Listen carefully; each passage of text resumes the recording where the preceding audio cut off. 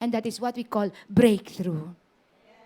Mga kapatid, ano po yung mga breakthrough na kailangan po natin ngayon?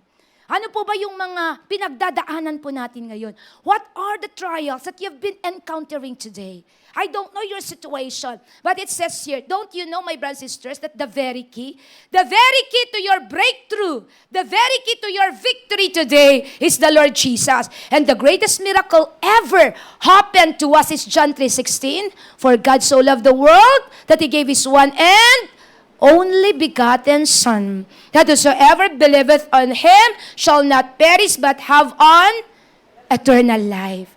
My brothers and sisters, the greatest breakthrough that we have experienced is that we are experiencing spiritual death before. Nung hindi pa po natin kilala ang Diyos, walang direksyon ng buhay. Nung hindi pa po natin kilala ang Diyos, patapo ng buhay. But when we came to know Christ, the Lord gave us direction. The Lord gave us that peace, joy, and contentment. But before po, di po ba, pag may problema ka, hindi ka nakakatulog, nakaka-insomnia ka.